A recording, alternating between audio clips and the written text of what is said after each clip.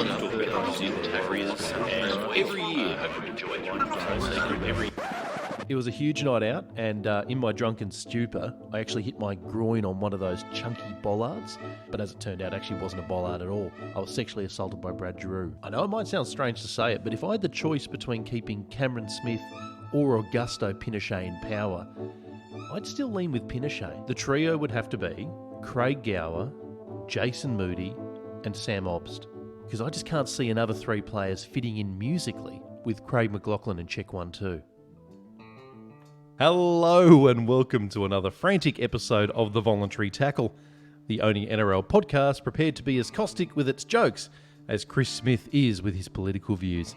I'm your host, Aimon Brown, and today on the show we'll be discussing the future of Craig Bellamy, the National Anthem controversy, the latest chapter in the endless Latrell Mitchell saga, and also how we feel the New Zealand Warriors will fare in 2020. But first, I'm joined in the sex dungeon by the only man who is so frugal with his money that he once buried his grandmother in a time-shared coffin. That man who was thankfully cut out of her will at the last minute is, of course, Xander Risotto. Welcome to the show, Xander. Thanks, Aimon. Good to be here. I'm still trying to work out how it is that I save money by getting a timeshare coffin. Surely I'm going to have to dig the body up. That's going to be labour and cost on top of that. I don't know if I'm going to save a dime. The reason you save the money is because you have an agreement with another family, right? And they go in halves with you. And of course, they have to then be in the coffin half the time. So you buried your mother between probably June and December, and they get the January to May shift. Yeah, but split the cost. But it's just straight economics. How do we get the body out? Surely we have to employ somebody to then dig up the body. Details. It doesn't really matter, mate. But no, how long was she in the coffin before you turfed her out for another stiff? 2 weeks. That's very unceremonious, mate.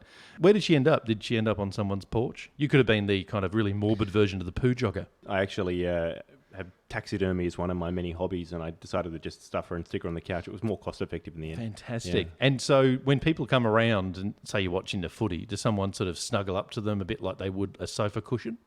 Yeah, strangely, it's a little creepy. Some of my old school friends did have a crush on her. Look, some boring stuff to get out of the way before we start. Like an old man begging for change at a bus exchange, we're coming to you, cap in hand, listeners. Think of the Voluntary Tackle as a charity, and we need your help. Please go to iTunes, give us a rating and a comment if you want to keep us going. Look, that's the World Vision ad out of the way, mate. Let's go to some rugby league. First up, we're talking about Craig Bellamy. Now, this week, Bellyache hinted he might walk away from first grade coaching when his contract is up at the end of 2022. Now, he has said this in the past, though, Xander, obviously, saying I'm going to walk away from the game before signing a very lucrative contract. Is Craig Bellamy just lying here, or do you think he'll actually walk away from the game? I hope so. No. I wonder about it. I think he made the point himself, right, that you can only maintain that level of energy and frankly, coaching box aggression for so long, and he is getting on a bit. He's 60 now. Do you think that high level of stress and anxiety that he gets himself into during a match, is that something that's keeping him fitter, or is it something that's aging him horribly? I think that's wearing down his arteries, and he probably knows it. He in his interview was telling that he sort of watches back some of the times when he's basically blowing a gasket in the coaching box. Oh yeah, and some of the times he's getting he's getting his most animated. I swear his team are in front. I've seen him dead set do a cartwheel when they scored. The Storm scored. So, I mean, you're right. Yeah. And in fact, I don't know if you've noticed this as well. He gets so worked up that you can actually see the veins bulging out of his face. And if you listen really carefully, you can hear one of his veins grinding ever so gently against his temple. That's the level of anxiety quite that he gets. Clearly, I must confess, but I'll take your word. Well, mate, I do love my league. I can see it. Yeah. I mean, you're there kind of going through forensically through the games. I'm forensically watching Craig Bellamy from afar. A bit like a seedy peeping Tom. Hi there, Craig. It's good to have you with us. I've got another theory on this as well, Xander, and I don't know if you agree with me or not, but do you think that Craig Bellamy's deciding to, I was going to say hang up the boots, he's not playing, hang up the aneurysm, because the Holy Trinity aren't there anymore. And of course, I speak of Cooper Cronk, Cameron Smith, and Billy Slater. There's one man standing, and he's a very old, decrepit man these days in Cameron Smith. Oh, How dare you, sorry, sir? I was going to say actually Cameron Smith. Yeah. So do you think he's actually sort of timing his exit because those amazing players are all gone? Because to me, that seems like cheating. Mal Meninga did it with the Maroons. I don't know if you remember. Mal Meninga, to be fair to Craig Bellamy, I think if he was going to leave, he probably would have left when Cooper Cronk left. But he still had Slater and Smith there. Yeah, he did. But, obviously he knew that Cronk was the linchpin that held them together. That's why the Roosters got 2 straight grand final wins and Melbourne didn't. I love your tricoloured lenses are amazing. But, I don't think it's really Cam Smith. I mean, as good as he's been for them, when he leaves, like Melbourne do have this incredible ability to just replenish, right? Like their system is so incredibly effective. They're a bit like a crown of thorns starfish. Like if you cut them off a couple of limbs, they sort of just grow them back. Not the same level of limbs. Usually they're a bit retarded and they're not quite right, which is why instead they're going to have Brandon Smith instead of Cameron Smith, for example. Yeah, I mean, kind of good, but not the same. Like every time a player leaves, like they seem to like unearth or develop some freak, like Pappenhausen came out of nowhere, it seemed like, and apparently they've been developing their own, software to help them pick talent over the last 10 to 12 years. Classic Melbourne. They have. They've got an algorithm that basically helps them look at players' performance over a number of years and what their development potential is like, and they punch it into. I believe the Roosters do something similar, but they have quite a sophisticated system to pick talent. And so what you're telling me is that Ryan Pappenhausen could potentially have been created in an algorithm somewhere in Silicon Valley. He actually kind of looks like it. He looks like a microchipped birthed out of the series Miami Vice. Have you noticed that? He looks very 1985, he doesn't he? does look a little bit like that. I mean, he's just missing the mullet, isn't he? He is, and he should be like Don Johnson, wearing the kind of pink overcoat jacket as well. With Melbourne's technology, are they doing any other things out of Silicon Valley? I mean, they're using software to find the best talent of the future. Are they doing anything to potentially reverse the ageing process, for example? Because, as we know, we've got one Cameron Smith who is 56 and he's getting on a little bit. Is there a chance that they might be working on something to kind of bring his age level down? I feel like they've been using, obviously been experimenting on him for some time, because there's no way a normal human being can keep going at his age at that level. I like the way you say experimenting on him as if he doesn't have agency, like they've just strapped him down and they're injecting him with all sorts of different substances, a bit like the old KGB would. And in fact, I see a lot of parallels between the Melbourne Storm and the KGB, in that they did have a height and they were very successful, and pretty soon they're going to be an anachronism. Yeah, I think we're agreed on that point. Yeah, well, that's my take. But look, don't take our word for it, listeners. This is exactly what Craig Bellamy said the other day, so you can read into it yourself. He said, "I've been doing this for a fair while now, and there's probably a couple of other things I've been thinking about and I might like doing in a couple of years' time." Now, does this comment suggest Bellamy doesn't want to retire from coaching completely, Xander? Right? There seems to be like he's left the door open. He says, I want to do other things. What are those other things? Because I'm assuming it's not become a horticulturalist. I think he wants to continue doing something in rugby league. Do you think there's a chance he might move off to another club or even representative coaching? Yeah, I've heard the rep coaching thing floated in a few places. Don't know. He's not obviously going to get the Blues gig in a couple of years unless the Blues fail miserably. The Australia coaching gig, I feel like Mal's got that sewn up for a while, and it sort of feels like it would very, very much be a retirement gig for somebody like Bellamy. Like his intensity, I don't know, it doesn't seem to lend itself, or it didn't when he was an Origin coach, lend itself to that rep style of footy. Well, it's funny you say that. I mean, Craig Bellamy's been really candid about that. And basically he'd made the admission that he took his club mentality to the State of Origin arena, and that was a mistake. Yeah. It is, for a lot of reasons, a different game. It's a different crop of players, for example. Obviously, you're dealing with the best of the best, but it also is refereed very differently. I mean, there's almost no rules in State of Origin. It's a very different style of game, you're right. They definitely put the whistle away a lot more. But, yeah, and as you've said, and it's been brought up a number of times, that the time they have to prepare a rep team is pretty limited, and it requires a different approach and a different skill set almost. like Freddie. Yeah, Basically, precisely. roll around nude in the grass, let the chlorophyll get up into the frenulum of your penis, and then you're going to be fucking pumped for the game. Yeah, Freddie. I like his style. It's all about getting fresh air, apparently. Apparently it is. He loves a good fucking easterly, I hear, He does. which is an unusual one. Loves an easterly. Well, I mean, I want to actually hold you to something you said just a moment ago, which was that Mal Meninga pretty much has the national coach job sewn up. Does he, though? Because I still feel as though, and this is not just my outrageous New South Wales bias here, but I still feel as though Mal Meninga's reputation as a coach is severely inflated. And in fact, I think we even have seen the Kangaroos look very mortal in the last couple of years. I'm not saying it's all Mal Meninga's fault, but I don't think he's necessarily extremely secure with that job. I think they'd have to do poorly in the World Cup, and because like everything now, everything's about big international tournaments. And what would it need to be? They'd need to lose to Italy? I mean, what kind of travesty would we have to see Mal Meninga's head roll? Yeah, they're going to be something like that. I take your point. Like he coached a golden generation of Queenslanders. I would have loved to have seen what he could have done with the New South Wales side that had Mitchell Pearce as its starting halfback. I would have loved to have running. seen Mal Meninga try to psych up Jason Moody. Yeah. Or said to Steve Turner on the wing, okay, you're marking Greg Inglis today. Make sure you hammer him.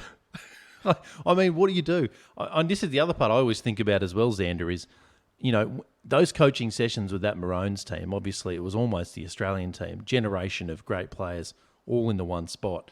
How do you coach them? Do you just go, all right, boys, score lots of points? The Chris Anderson approach. Yeah, that's right. Yeah, I mean, Deliberately heighten your own cholesterol. It's a good question, and what I will say in defence of Mal, and I won't say too much in defence of Mal, but I will say this is Or his brother. He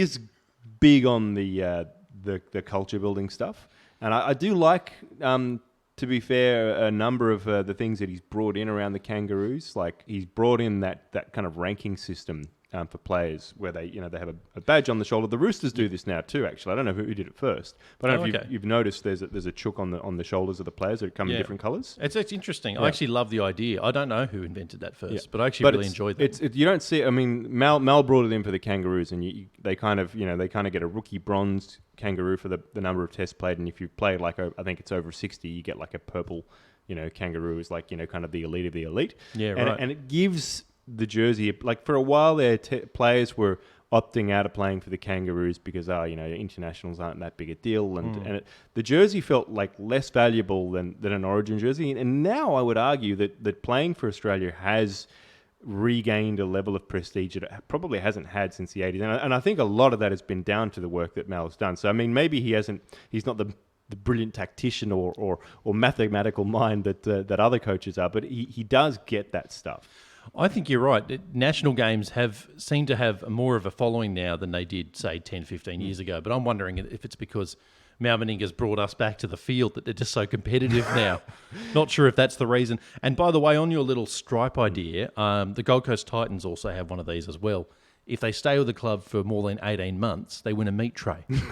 Which I think is fantastic, that every club has their own traditions. I thought in the Gold Coast, they just got like a free year of bleached teething or something. You just go, here's your snags, a couple of chops, some Botox, and here's a pair of tits with some Coke on it, and just go nuts on it. Anyway, it's supplied by Bryce Cartwright, obviously. That's why the tits have measles, if you know that. But this is the other thing we need to do. We need to go to social. Sorry, mate. I don't know what I'm doing. We need to go to social and find out what the punters thought as well. We asked them, will Craig Bellamy retire from coaching when his current contract expires? And 62% of the people, Xander, said, yes, he will. So people are taking Craig's word for it this time, and we can only hope that he's telling the truth.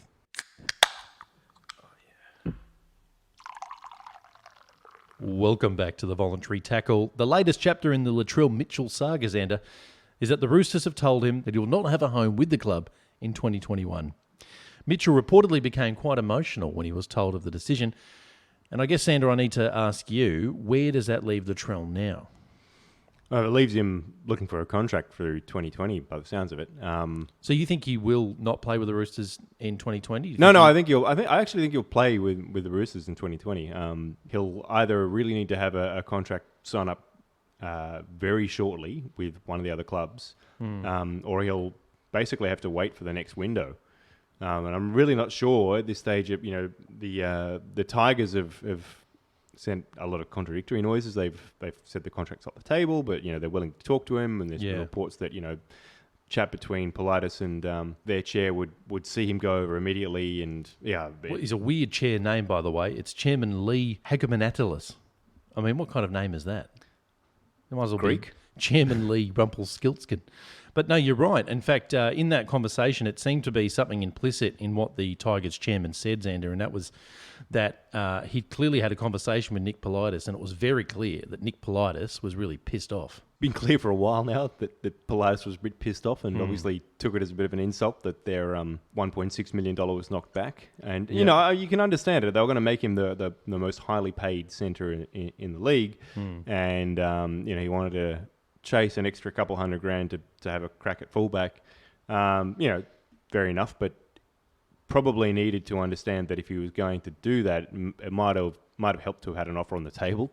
Yeah. And as we all know, when an organised crime boss offers you a bribe, you take it. You don't knock it back. What was it? 1.8 million. 1.6, yeah. 1.6 million. You put that in your pocket. Latrell's made a mistake there. Yeah. I mean, in hindsight's 2020. It sounded at the time like he'd had an offer lined up, but it'd be interesting to hear from his managers and all the rest of it what the strategy was there. Yeah. I don't think they had one, Xander, frankly. But this is the big question as Roosters fans. It looks as though he may well play in 2020, and as you said, obviously he'll be going somewhere else in 2021. My big question as a Roosters fan is, will this news be something that disheartens Latrell Mitchell, or will it actually instill him to play even better than he has in previous years? Because obviously he's now playing for his professional future. You'd imagine that he doesn't want to throw a season away. He wants to actually inflate his price so that in 2021 he's getting the highest market value. Yeah, it's the Cody Walker conundrum, right? Like, he had same manager, right? Wade Rushton, I think it is. I think they have the same manager. I don't know that for sure. Walker, through the middle of the year, was told that he was worth $1 million, and the Souths weren't, paying him what he was worth.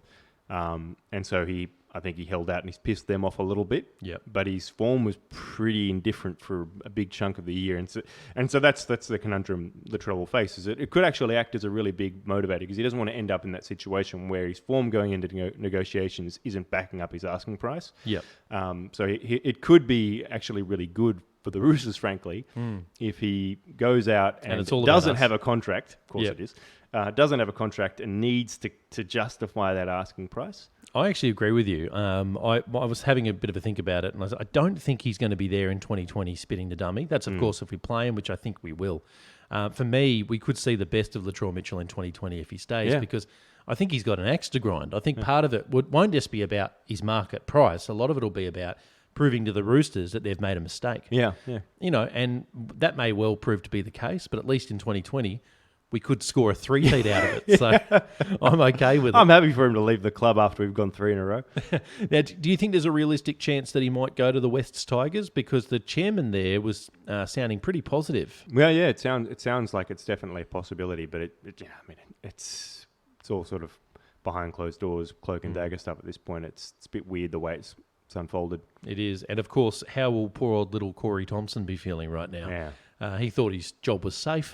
At the back, he's the only 4'3" fullback in the game. He thought, I'm going to get away with it. Ducks under tackles. I can get around. My ground speed's great. I've got the same build as a pygmy. But Latrell Mitchell's back in the frame, and he may not have a job next year. He may be on the Centrelink queue. So I feel very sorry for him. There was also another element to this story, mate, and obviously during the fairly candid interview that Latrell gave last week, he said some fairly disparaging things about a few individuals and a few clubs, namely Brad Fittler, that he didn't get called after he got dropped from the New South Wales team. Freddie's actually been pretty quiet about it in the last sort of 4 or 5 days, but he finally got interviewed, I think, yesterday. Yeah. And I think you and I have discussed this. I thought it was a pretty amazing reaction from Brad Fittler, because he could have easily been pretty hurt and annoyed by what was said and all of the media drama, but he seemed to take it all in his stride. Yeah, like everything with Freddie, he just seemed not to bother him whatsoever. He just waiting for the Easterly. Yeah, just waiting for that Easterly. I love that moment where he just said, Latrell needs to get some fresh air, and someone pointed out you can't breathe in Sydney at the moment because of all the smoke. And he said, just head up to the coast and go down to the coast. Wait for an Easterly. Wait for the Easterly. Love it, Freddie, taking it literally. It's just great. I know. I thought it was a really classy response. It just shows that, he like I think he's shown time and again he's happy to just move on with these sorts of things. And I did think that, we discussed the previous podcast, Latrell complaining that he hadn't got a phone call. The reports that have come out subsequent to that indicate that there was actually a bit of contact.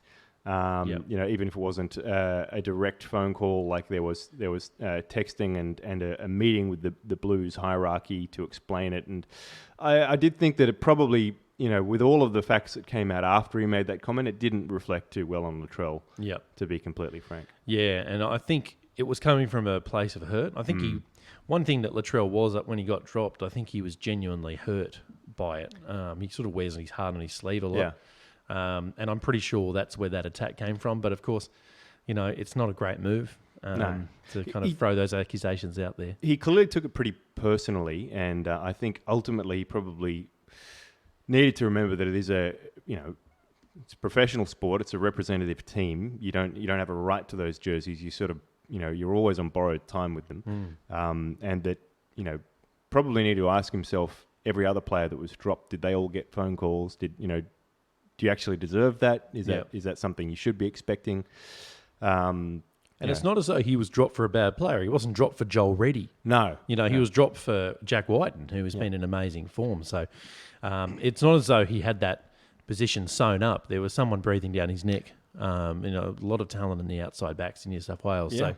So, there's that little bit of a tunnel vision perspective that I'm sensing from Latrell. Maybe that Andrew Webster had a comment in his piece in the Herald the other day. I thought that if Latrell reads, probably will give him a kick up the backside, where he said he had a touch of the Jared Haynes. Oh. There is some stuff in life you can't take back, mate. So, everything was somebody else's fault, which I don't think was quite fair, but there was a touch of it. He's right. He's right. A touch of the Jared Haynes means you just feel really hungry for someone's...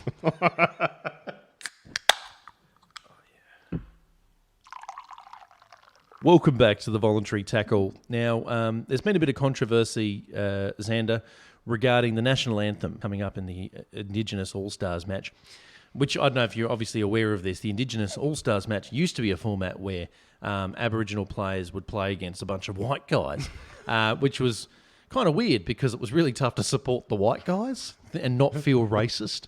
Was it always? I thought it was just basically anyone who wasn't Indigenous. I guess so, but it was mainly white guys, and usually guys that weren't that good because they were sort of like in that we're an okay kind of player because the elite players went, I don't want to play for the Third Reich. This is a bit weird. And I'll tell you another person who really suffered during that chapter, the person who sold the All-Stars merch, because not a lot of people wanted to buy that shit, I can tell you that. But now the format's a lot different. They're obviously playing the Indigenous New Zealand team versus the Indigenous Australia team. Much better concept. But there has been some controversy over the National Anthem. Now, you and I have both commented about this. It's been largely a News Limited driven media agenda regarding this, but having put this question out on Twitter, which we'll get to the results in a moment, but I was actually quite happy about the level of conversation and nuance that was going on social media, because obviously Twitter's not really known for it. And of course, if you were to read nothing but the Daily Telegraph, you'd think this was a really binary conversation about whether or not Aboriginals are racist or white people are racist, which is a ridiculous dichotomy. But let's just throw the question out to you.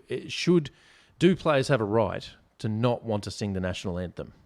Yeah, I mean, I'm on record on the discussion we had on Twitter as saying I think absolutely they do. And I think that it's just a question of what being Australian is, right? I mean, if the pushback seems to be that, well, if they're going to pull on the green and gold later, then they have to sing the anthem. It's like, well, no. I mean, is being an Australian respecting the anthem, or is it to do with more than that? And I think it's to do with more than that. And that's the reason that I likened it. There are problems with the analogy, but I think it works. It's a little bit like the rugby union team of Ireland, where they don't sing the soldier song, the Republic of Ireland's national anthem, or God Save the Queen, because they are two nations but one country. They're politically divided because of history and wars of conquest by the United Kingdom, and then wars of independence by the Irish National Army. So they've got a very complex national identity, but they do have a shared sense of being Irish. They all want to represent Ireland in that team, but they can't agree on what their national song should be. This isn't entirely unlike that. We don't have a physical border that has an Aboriginal nation, but they are a nation unto themselves. They have their own history. Well, but they're they also, multiple nations. you go back far enough, and the history of they have a raft of languages and a very deep culture and history. To say to them that, look, you don't feel represented by this song, you should just cop it and sing it if you want to be part of Australia. It's like, well, no, their sense of being Australian is more complex than that. And if they don't feel represented by the anthem, give them the words, kind of don't blame them, then fair enough. I always get a bit perplexed about just the sheer notion of someone saying, no, you must sing this song. It's such an unusual thing to do, because I don't know about you, but I have a terrible singing voice, and I don't spend any of my private life really going around singing to any degree. So for any kind of lobby group to mandate on me that I need to sing a particular song does seem unusual. It also strikes me that, I think it was Thomas Jefferson that said dissension is the highest form of patriotism, but I feel like in a democratic country where we all respect freedom of speech, that if someone doesn't want to do something, it kind of is their right, isn't it?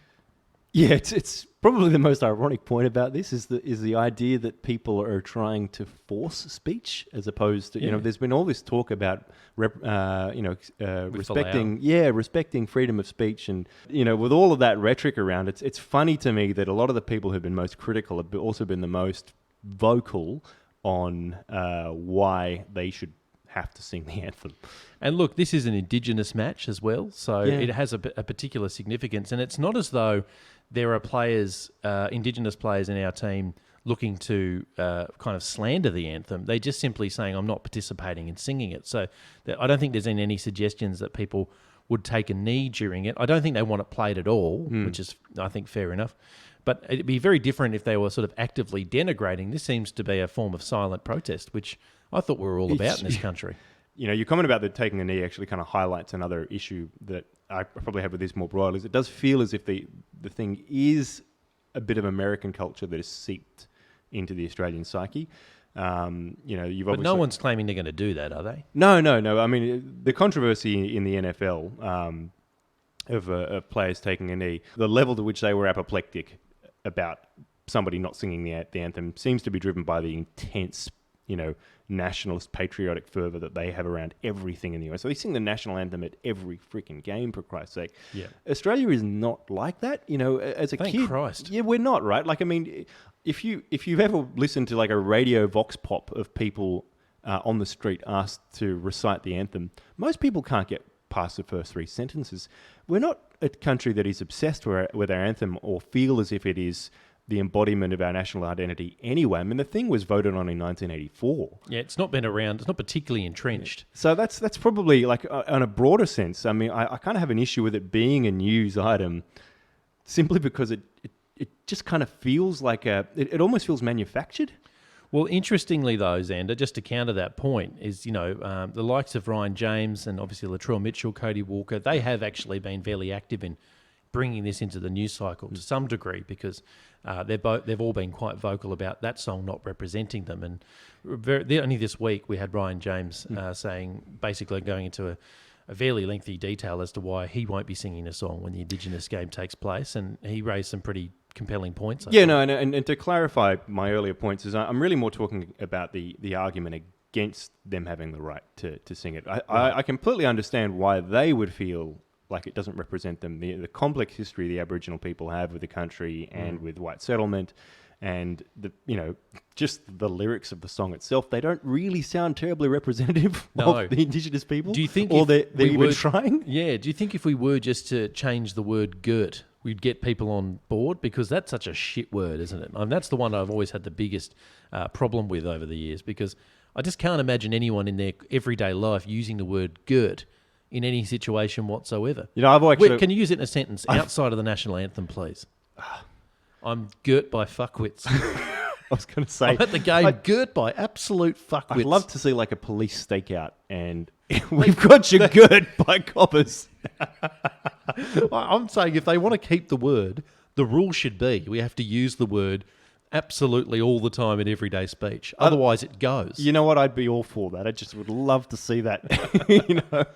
But look, this is a rugby league podcast, so I am conscious of drifting too far away from from the game itself. But the Minister for Indigenous Australians, Ken Wyatt, Xander, recently said he preempted any decision not to play the national anthem at next year's Rugby League All-Stars game, warning that it would actually be a divisive thing to do and detract from an important celebration of Indigenous players. Now, that's coming from our Indigenous Affairs Minister.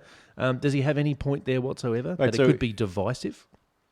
What would be divisive? I'm actually not clear. It would be divisive not to play the anthem. So Actually, would we notice? I think is probably the question. Like, if you didn't play the anthem before the game, and we weren't talking about it constantly, would we even notice? I'm just imagining myself on the couch, 3 beers in, going, hang the fuck on. Where was fucking Shannon Knoll with the national anthem? I honestly don't. Yeah, like it's a fucking outrage. Getting back to my earlier point, when we were kids, I swear to God, there wasn't anywhere near as many people with Southern Cross tattoos and like Australian flags on their front lawn and all that kind of shit. Like, I feel like a lot of that is kind of lifted from American culture, and I kind of it all feels a little bit weird to me. Well, I'm going to go on a real tangent here, mate, because I'm going to start quoting Ernie Dingo, who said he had reservations about not playing the anthem at the All-Stars game because, and I quote, "It will just make white people angry. There are bigger things to worry about. Just play the anthem," he said. Now, Dingo said that while he did not object to playing the anthem, Indigenous people should not be expected to get enthusiastic about it or sing along. He said, "Once this country includes Aboriginal people in the Constitution, I'll sing along to the national anthem. Until then, I hope you don't mind if I don't. Anyway, the most important thing is the match. The boys are going out there to play footy and do the best, and that's what people come to see, not the anthem." So it actually goes to your point there. Did anyone fucking notice? And this kind of dovetails back to the News Limited argument. They're really just giving this thing unnecessary oxygen, aren't they? Yeah, it feels like a beat up for some fat bastard like Paul Murray to get upset about on TV. Yeah. But he needs to be anxious about something. Otherwise, Paul Murray's not Paul Murray. And look, here's another little, I don't know if I could put an extra tangent on this, and this could be a middle ground solution, because I'm a diplomat at heart, Xander. I like to solve these problems and try not to offend any of the parties, even the rabid racists, if I can avoid it. Could we potentially have the same anthem sung, but in the Indigenous language of the ground of which the game is played? Is that some kind of middle like a ground? welcome to country? Yeah. Yeah, so it would be the national anthem's lyrics, but through Indigenous language. I mean, the fundamental problem still remains, right? Like, I mean, it's a song. Is it about a gesture? Is there some kind of optics that helps there, or will you still remain unconvinced? I mean, they do. It's taking the New Zealand model and having the song sung in Maori, but I think the Kiwis have their own problem because they basically just lifted God Save the Queen and replaced Queen with New Zealand. Fucking plagiarists. Just like plagiarism is their bigger problem, not racial awareness. Speaking of anthems, is there any anthem as uninspiring as God Save the Queen? Possibly Advance Australia Fair. No, I mean, even our anthem, I think, has more going for it in terms of talking about, at least it talks about the people. All right, well, I've got another little tangent for you. If you could replace the national anthem, what song would you choose? Back in Black. Oh, lovely. A bit of Akadaka. Yeah. What if it was something even without any lyrics, like a Kenny G hit? Why not? Now, we did put this out to social. We asked, do players have a right not to sing the national anthem before a match? 79% said yes, while only 21% said no. Now, we should say this actually generated some pretty fierce discussion below the poll. Do you think we should read out a few of these comments? Nah. Welcome back to the Voluntary Tackle. Now, we're very ideas-oriented here on the show. Not ever any good ideas, obviously. Just ideas, just random things said all at once in a cacophony of voices. And then we extract 4 or 5 words out of that hazy maze of sounds, and we try to create an idea out of it. On this occasion, we haven't done that. We've gone with Steve Mascord because he actually knows a thing. He knows a thing or two about rugby league, thankfully. So we're lifting this rather shamelessly, Xander, from the raw. But I actually thought it might be an interesting talking point because we're always talking about rule changes and how the game can potentially evolve. And Steve's article is relating to something called the loan system. Now, I'm not sure if any listeners are aware of this system or not. Apparently, it is in working order in a number of other codes. I think it's in working order in the English Super League, actually. And essentially, am I getting this right, Xander? Because I have had quite a few beers and I'm not entirely across every detail of this system, but essentially it would enable a club to be able to loan out one of their players to another club, so long as that player didn't play against them, for the purpose of giving them some first-grade experience, and they can kind of take them back whenever they like, which does seem ostensibly fucking weird, doesn't it? I couldn't imagine going, Jesus, Fergo's giving me shit. I'm going to lend him to the Titans. Take that, Fergo. I'll take you back when I feel like it. It does seem strange, but apparently there are some virtues to the plan. Yeah, I instinctively didn't like it as soon as I read it, to be honest. I mean, it just seems there are enough problems, I think, already with the fact that players can change clubs mid-season. Like, fans find that jarring. The idea of, say, having, I don't know, Ryan Hall for us, we don't need him on the wing for a month, so fuck it, we'll give him to St. George. It just, let him play out there for a month. It just feels a little bit weird. Like, it kind of cheapens somehow the clubs, to my mind. The one thing I don't really understand with this system is, does the club that you're giving the player to have any agency in it? I.e., are you just foisting a shit player on another club? Like, could you say, fuck you, St. George, no, you're taking Hall, and you have no say in it whatsoever. He will play at 5'8". I mean, you fuckers.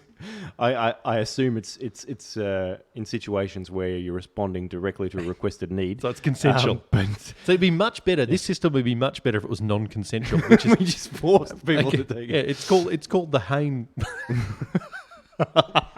I think it'll be a lot more interesting. One of the questions I have about it, and it's kind of raised in that Raw article, is what if you use this strategically, you could theoretically stuff with other teams. Like, I mean, if say the Roosters had like the bye and decided to just lend out Cooper Cronk, like, I don't know, to a side that were about to play the Storm, just to see if they could stuff 100%. them. You know what I mean? Like, that must happen in the English Super League. Yeah, surely. I would assume so. But they're like, yeah, fuck it, we'll take Cooper Cronk for a week. I'll tell you what, that's very Machiavellian, isn't it? There's a whole new level of strategy there, wouldn't you?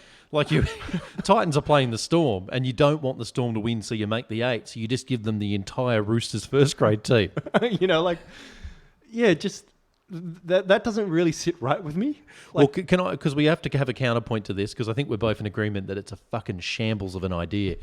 So I need to present typical Steve Mascott idea. Fuck you, fuck you, Mascott. That's all I can say. By the way, I don't mean that. If you're listening, which you're not, I quite like your views. Steve is the kind of guy who would listen to a podcast like this. Is he? Yeah. So you know a lot about him. Well, I've had a few back and forth. So, Steve, I love your work, but I generally think your ideas are terrible. You've chatted with Steve? Yeah. This is excellent. On Twitter. Mate, you've touched rugby league royalty. I'm unworthy. Yeah, but he's like 12th in line for the throne. He's that kind of royalty. Yeah. Again, no offense, Steve. Yeah, of course. So it goes 11 Peter Frelingoses and then Steve Mascord. Something like that. Yeah, which like means the Saudi royal family, where, there's like 100,000 of them. Yeah, that's right. Now, but look, to play the devil's advocate here, according to Steve Mascord's article, said that we're talking about Michael Maguire's experience in the English Super League, and he said Maguire joined Wigan in 2010, and he loaned a youngster. Apparently, he was very sceptical as well, Maguire, of this whole loan system, like any other Australian. Thought, what the fuck's this? Anyway, he lent a youngster out called Josh Chandley to Hull, all the while pretty dubious about the idea. And apparently, this Chandley kid scored 5 tries in 5 games for the Rovers, and he returned to Wigan and became an absolute superstar.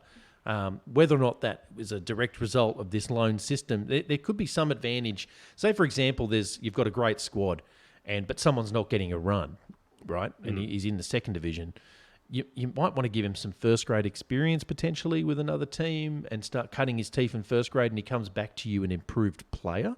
Is there some rationale in that might be a good idea? Yeah, I can see that there being value in narrow circumstances like that, but I almost feel like, just given the way that the NRL works and how incredibly quick to exploit any angle that appears that NRL coaches, are like. Yeah, we're blood-sucking fuckers, aren't we? You know what I mean? Like, any time that a new rule change or anything comes in, a coach, like generally Bellamy, will work out a way to exploit the fuck out of it in unintended ways that nobody could possibly have thought of. Do you remember that time he orchestrated that huge creative accounting thing? But that didn't go down so well.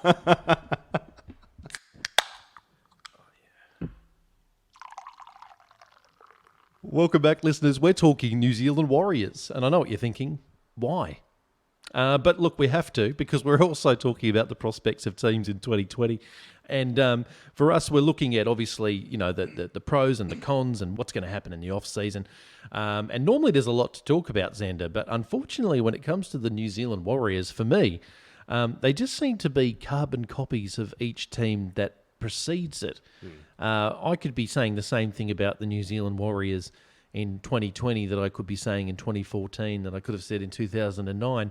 It's that they've got no chance of winning the premiership and they might make the 8. That's kind of the way I feel about them most years. Look, I don't think there's a huge amount of churn between their squads from last year to this year. I don't have a huge amount of optimism. They haven't really got a halfback that has impressed me in quite a long time, not since Stacey Jones, really. They did have Mason Lino. They had Mason Lino, who's now been fucked off to the Newcastle Knights and can't get a run behind Mitchell Pearce. So go figure that. So for me, it's going to be a fairly boring analysis because I think they're going to be finishing about 11th, as they do every year. Yeah, well, they finished, 13th this year, so it'd be an improvement. Yeah, that's right. There's a slight margin for error there. Yeah, they're a funny side. Like, I mean, there was a stat brought up earlier in the year that basically, I think it was the Storm, the Roosters, and I think it was Souths had the 3 teams with the lowest offload numbers across the competition. Just happened to be in the top 4. Yeah, there you go. So offloads, they're not actually. I mean, they look good in instances, and some teams like the Raiders can kind of be outliers and do well with it. But generally speaking, you end up with a lot of mistakes, and the Warriors' game plan seems to have been built on that sort of, open, free flowing. Like offload football for a long time. There were years here and there, like in 2017, and that where they went away from it and tried to play more structured. That's right. They had a couple of great years interspersed within so much mediocrity. It's not funny. And it just seems like if they go from they'll go through periods where they are actually a bit structured and they come up with a few like good periods, and then they still don't go too far, so they go straight back to Harlem Globetrotters stuff and it is a bit of a conundrum. Look, here's the thing about this. I feel as if prediction-wise, I think they're going to have much the same season next year as they did this year. But I feel as though there are plenty of ideas that I can share as to how they could get a lot better. Stop the breathing technique? Yeah, exactly. Well, I think the breathing, at this point, they're hyperventilating. That's not a fucking breathing circle anymore. It looked really effective when they won their first couple of games, and then they were doing it after getting beaten 50-0. I know. Everyone looks like a fucking legend when you're winning. They could have got together and fucking wanked each other off, and everyone would go, that's a great technique, as long as you're fucking winning. Preferably not that technique. The circle jerk. Exactly. Gone from the breathing circle to the circle jerk. And Stephen Kearney's in the middle getting copying a Bellyache. And you go, after round 1, you're like, that didn't work. Fuck that idea off. We don't want that. Okay. What if they won? What if they won? Jesus.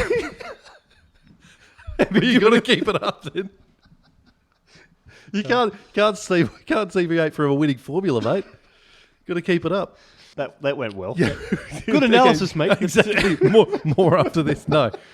That, for the record, that was not my idea. I got to tell you, the Warriors have always struck me as this club.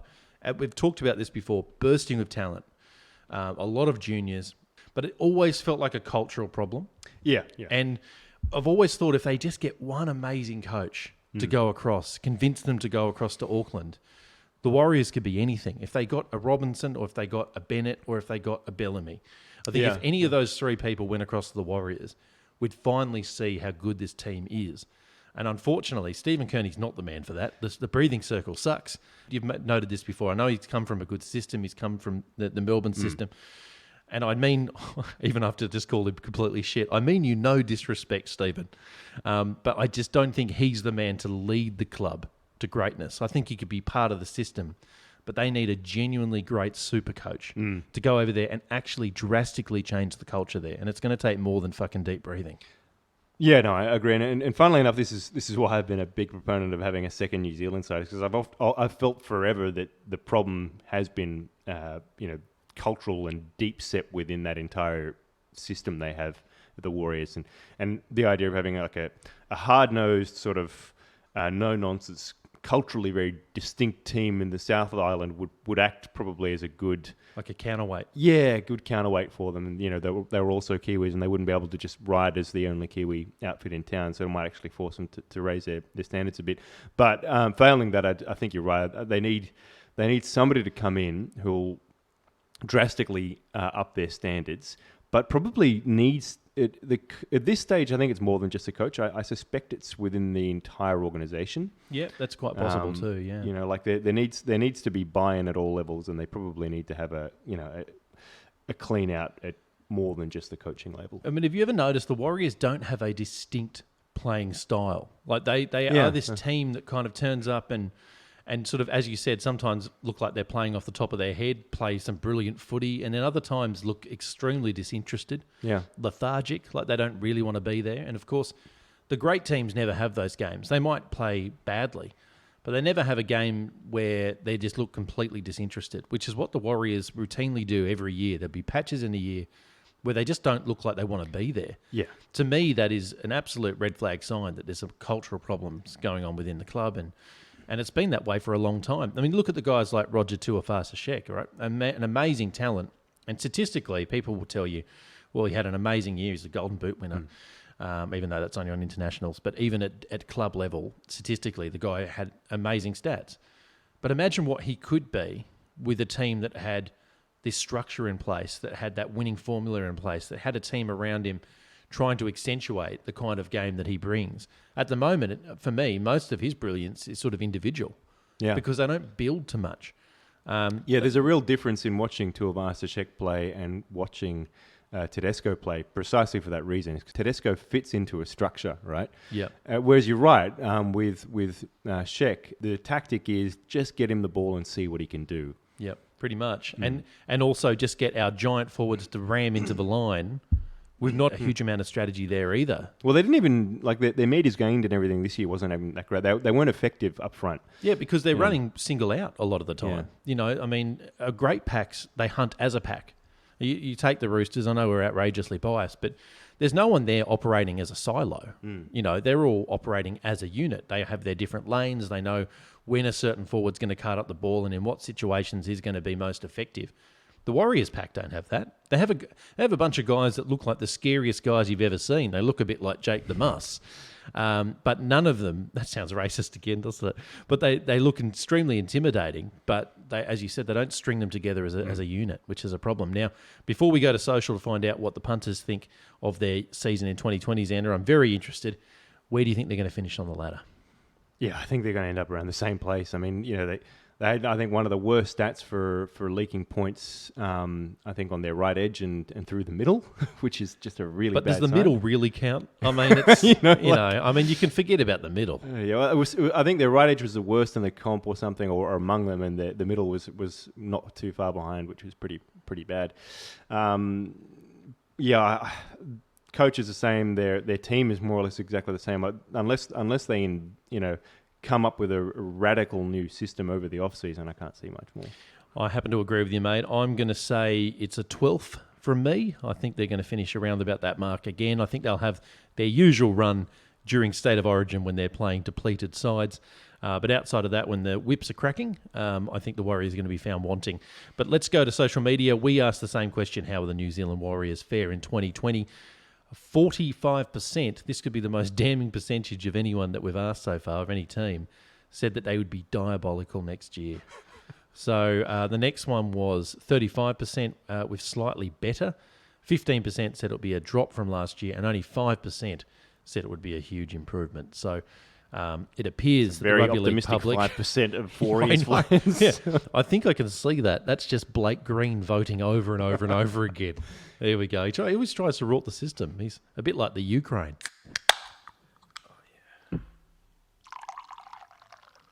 Welcome back to the Voluntary Tackle, the home of outrageously biased coverage when it comes to the Sydney Roosters, which is why we're having an entire segment dedicated to them right now, because I don't know who released this, because, again, I don't do my research, Xander, but there has been a Team of the Decade released.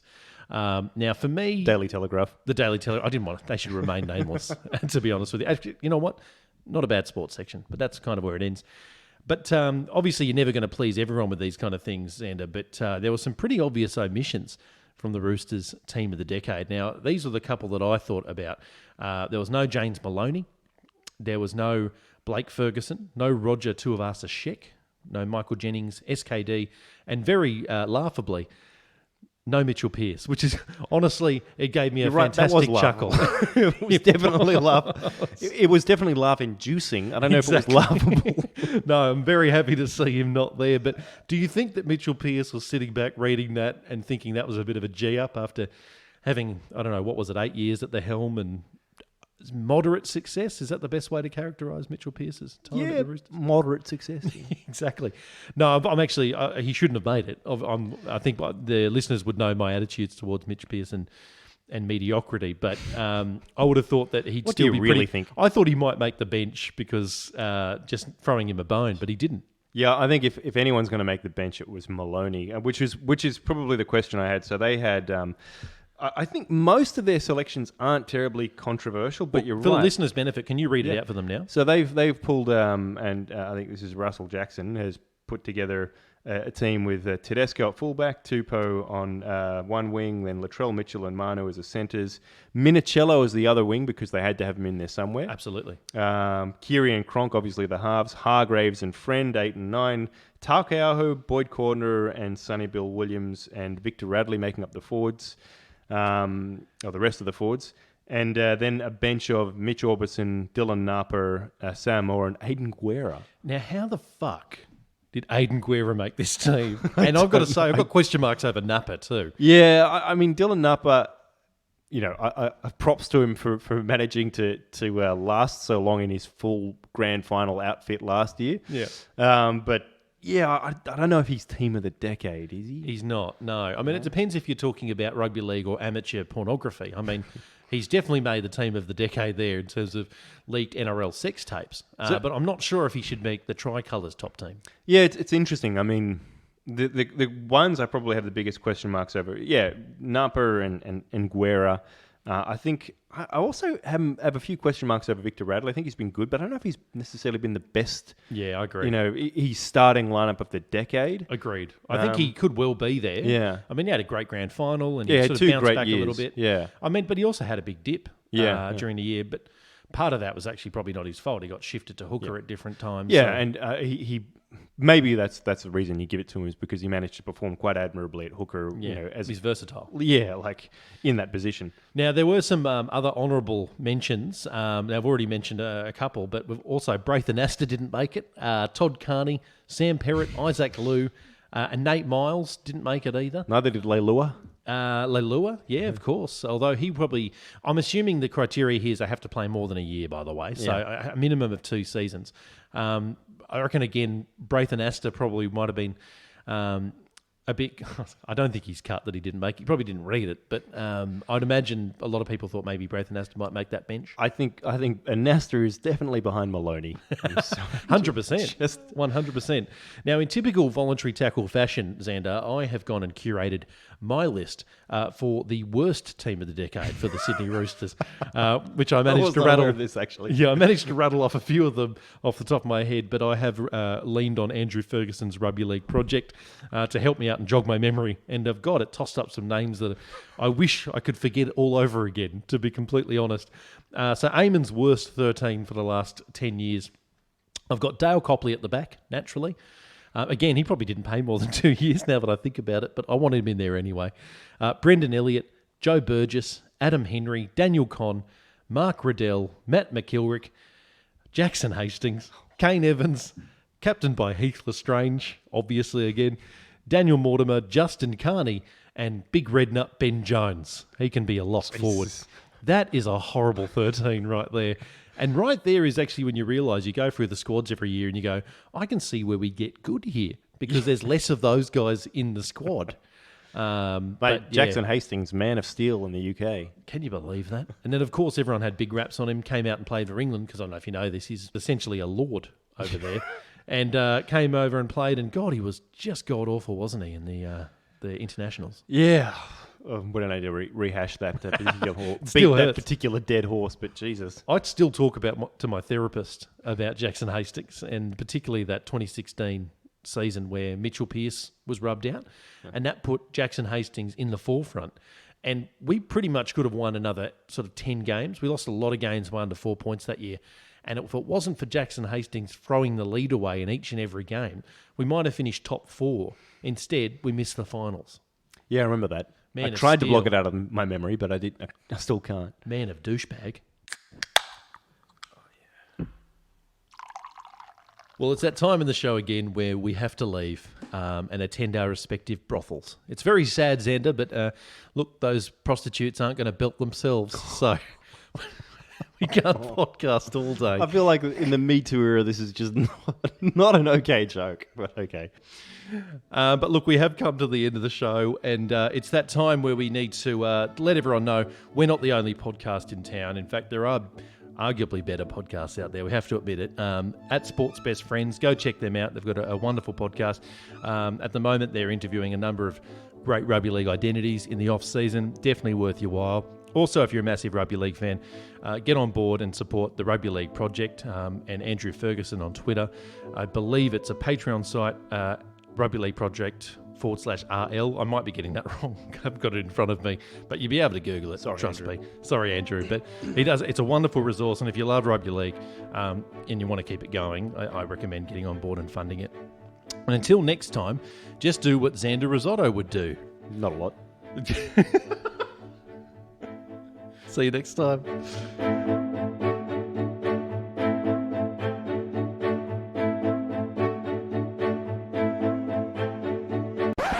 Before we end the show, Sandra, of course, we need to do our mascot war. We weren't going anywhere. 1, 2, 3. The Nintendo Yankees. Game Boys.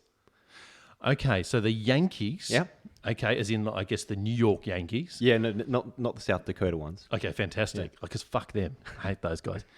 Versus the Nintendo Game Boys. Now, I assume that my team comes from Japan and that we're quite nerdy and probably love 1980s culture. I'm not sure what virtues we bring to the game of rugby league apart from masturbating constantly, but I think we can take these Yankee guys on. So firstly, can you describe to the listeners what a Yankee is apart from just being a racist American? See, I actually don't know what a Yankee is, and I did just try and Google it here. Oh, look, you're cheating live. I love this.